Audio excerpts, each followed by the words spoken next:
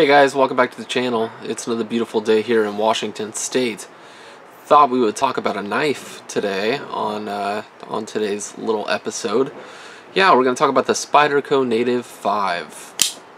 Let's take a look at it.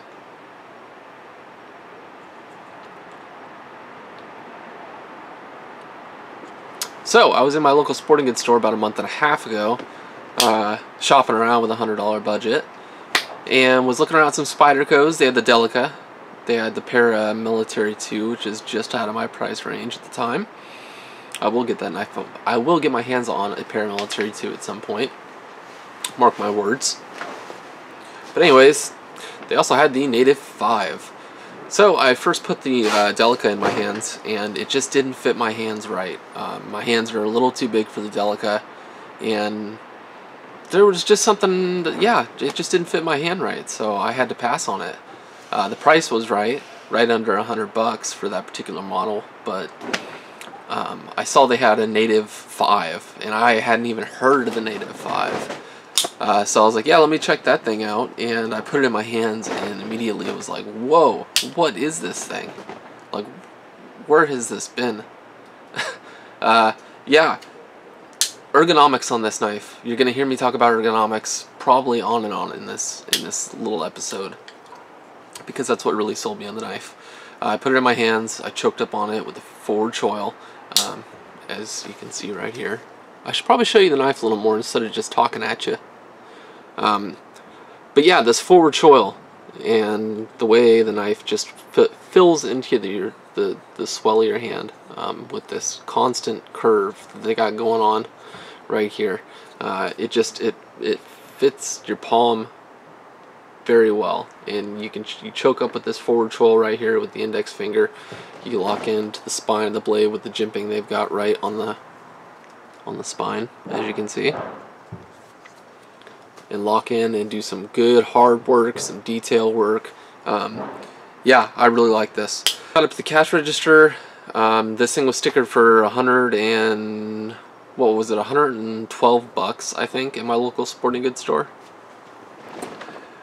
So yeah, I was gonna fork out a little bit more money. It was coming a little bit out of my price budget, but I figured that was okay with, you know, such a comfortable knife, such a cool knife, such a nice knife.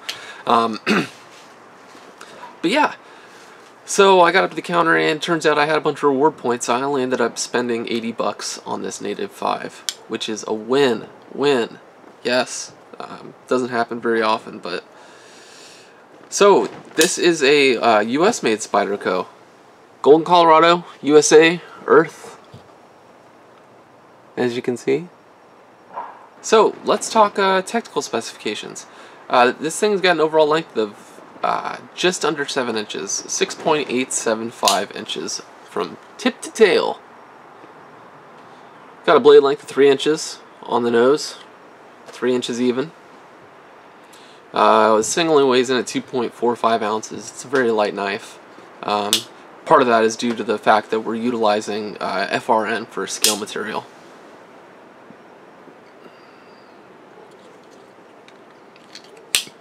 This is using the back lock, which is really strong, reliable, simple, super simple. It's a good, simple, reliable lock. This does have a 4-way reversible pocket clip. Tip up, tip down, left or right. It'll do it all. If I didn't mention already, this is using CPM S30V as a blade steel. As you can see marked on the blade there. This did have a great edge from factory. I believe it was around 18 degrees on each side.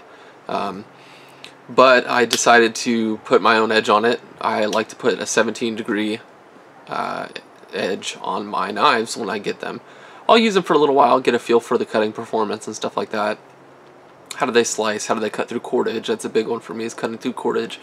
How do they cut through cordage? How do they break down boxes? Stuff like that. Yeah, I went ahead and used my Work Sharp Precision Adjust Sharpener. That's the sharpener I use.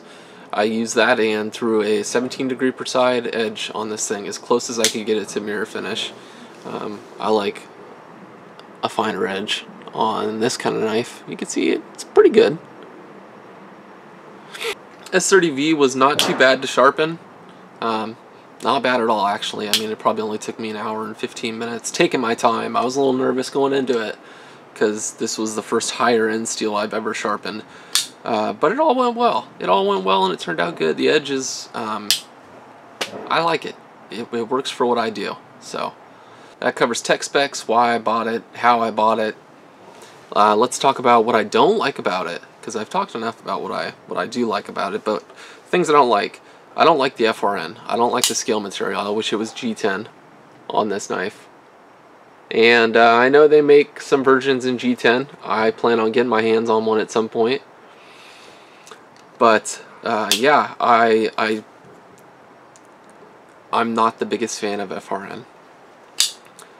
It does have some, we do It does have some flex in the scale. Ever so slightly. I mean, you really got to press hard to get it to flex. But that's not a big deal to me. You've got this massive, the Lockbar, I guess you'd call it, on the back, that adds to the rigidity, the whole thing. Blade centering was spot on right out of the box, and it looks like we are slightly off center now. We are slightly off center to the right, which is not a big deal to me. We can fix that. So besides the FRN, the only other thing I would probably change is the pocket clip. This is a standard pocket clip. I just did some flame bronzing on it. But yeah, a deep carry pocket clip on this bad boy. I never thought I'd be a deep carry pocket clip kind of guy, but with these Spydercos, with how shallow they carry and how much knife you have sticking out of your pocket, having a deep carry pocket clip is almost a must. I don't have one on any of my knives yet, but man, soon. So MXG Gear or Lynch Clip Northwest, I think, are like two of the main manufacturers that people recommend and use for pocket clips. So probably have to go through MXG Gear because Lynch Northwest, their stuff sells out like that. Alright, moving on. Yeah, those are probably the only two things I don't like about the knife. Other than that, everything is spot on for me. Ergonomics, looks, I like the way Spydercos look, which is might be kind of weird to some people, but might not. Some people think they're ugly. I think they're pretty cool looking knives, and this one's no exception. I did have some issues at the very beginning of owning this knife. I guess I can't call it an issue, but it's just there's going to be a break-in process for these back locks, lockbacks, whatever. They're a bit stiff at first, it seems. Once you start working with it and using it, it breaks in, and you know, a little bit of oil goes a long way if it's needed. A lot of times it's just, you just need to break it in. And that's what this thing did. It just needed time to break in, and once it has, man, it is smooth. One-hand opening and closing is great. Opening, let it go to that little half position, and close it. And yeah, it's real smooth. I'm not too worried about if this thing ever breaks. I don't foresee it breaking. I like to think I take pretty good care of my tools. But I know Spyderco will stand behind their product as long as I do my part. Alright guys, I think that's going to do it. I don't want to make this thing too long. I think I've given my thoughts, and yeah, it's a good knife. I could highly suggest it. I really like this, and I think it's a bit of an underrated Spyderco. It kind of flies under the radar, and I think a lot of people don't look at it because it's got the lock back. And why do that when you can do a compression lock or a ball bearing lock, cage lock, whatever you want to call it. But yeah, I think, you know, if you're willing to work with it, the back lock, break it in, and learn how to use it properly, then yeah, it could be a good knife for you. Alright guys, that's going to do it for me. I will be back probably tomorrow with some more content. I like to try and make as much content as I can on the weekends. So with that, hopefully you enjoyed this video, and I'll see you on the next one.